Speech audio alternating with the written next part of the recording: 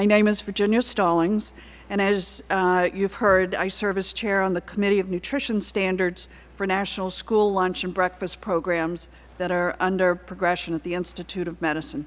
We produced a Phase 1 report on the topic that came out in late 2008. We're currently working on Phase 2 that will provide recommendations for revisions to the nutrition standards and the menu requirements for the program. I also served as chair of the committee that prepared the 2007 report on foods in schools leading the way towards healthier youth that reviewed the scientific evidence and provided nutrition standards for snacks and other foods and beverages provided outside of the federally reimbursable meals and snack programs. These were mentioned this morning by Representative Woolsey and Castle. In 2008, at the request of the USDA, the IOM convened an expert committee to provide recommendations for updating the nutrition standards and meal requirements for the school lunch and breakfast programs. These are the nutrition and health foundations for these programs, and much has happened since the current standards were last updated in 1995. The school lunch program serves more than 30 million children each day, and the breakfast program serves about 10 million.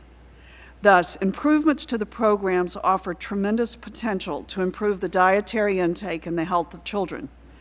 Together, the two school meal programs can make a great impact because they may provide as much as 50% of a student's food and nutrition intake on school days. Also, as you know, depending on household income, a child may receive meals at no cost, at reduced cost, or full price. The program therefore serves as a safety net for children in need. The school lunch program was established in 1946 as a measure of national security to safeguard the health and the well-being of the nation's children. Then, most of the nutrition concerns in the United States were centered on deficiencies. Although many of the overt deficiencies have now been eliminated, other nutrition-related concerns have emerged. And as the chair mentioned, the most notable is the high prevalence of childhood obesity. Revisions of the current program standards will enable the programs to incorporate current public health recommendations and the newer knowledge about nutritional needs of children and adolescents, and what we now know about the impact of nutrition on health both in childhood and throughout the lifetime. Among the specific reasons for revising the standards are substantial changes in the dietary guidelines for Americans, which by law the school meal programs are required to follow. We also have major changes in the nutrient intake recommendation, and again, as mentioned, this is on a background of the increased prevalence of obesity. There are short and long-term health consequences that will follow this epidemic of childhood obesity. The USDA subsidized the cost through cash reimbursements, and in 2007, this was near $10 billion. Also, though, the USDA provides about $1 billion in the commodity foods programs.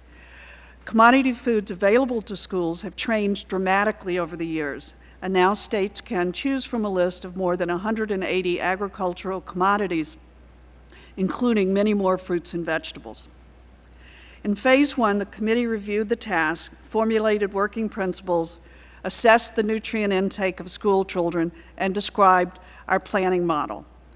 The report was discussed in a public forum in January, and the committee expects to complete this report with full recommendations for new standards in this fall.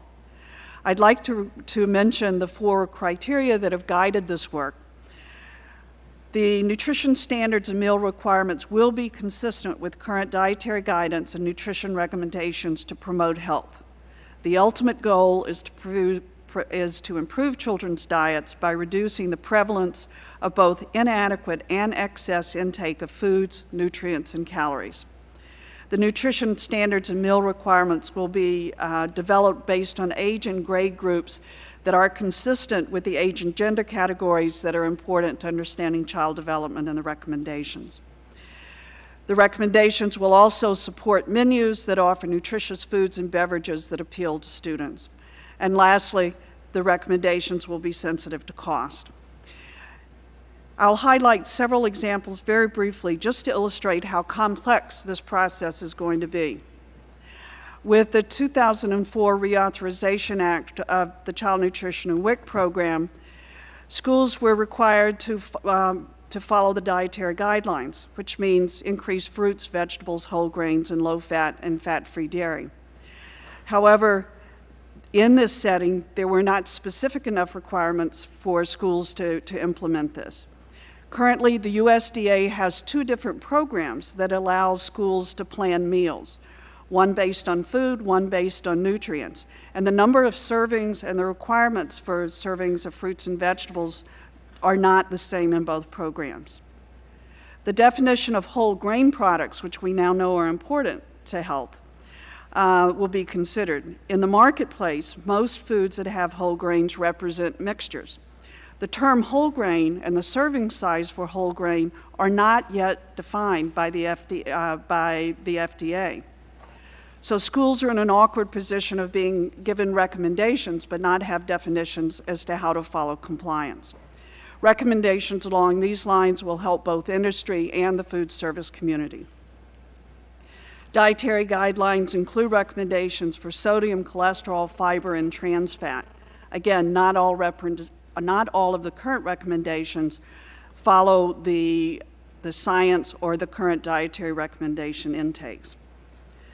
By law, the dietary guidelines must be reviewed every 5 years, and in fact, this process has just begun, and there'll be new guidelines in 2010.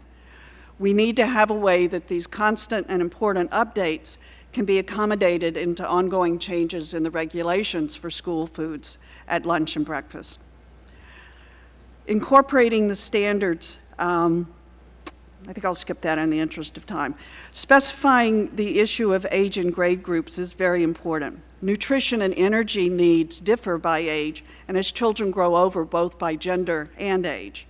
The current DRI age groups differ from the USDA age groups, so again, we need to harmonize these things. This is particularly true when you think about energy levels and calories as we think about issues of obesity. Energy needs differ by age, by physical activity, by body size, and when you think about kindergarten to 12th grade, you can appreciate how vast that range is.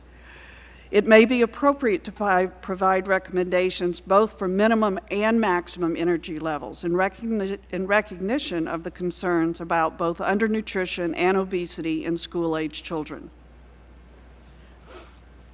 In conclusion, the National School Lunch Program and Breakfast Program have a long and impressive history of providing nutritious, low-cost meals to school-age children. There have been major developments in diet and health guidance and scientific understanding since the last revisions were made. It's now time to develop new recommendations so that school meals and the programs that they represent can achieve greater benefit for our nation's children. With the recommendations for competitive and snack foods, which came out last year, and the recommendations to revise the WIC food basket, which came out shortly before that, we have the unprecedented opportunity to use evidence-based and public health evidence to directly improve the dietary intake of children and positively impact child health. Thank you for the opportunity to testify.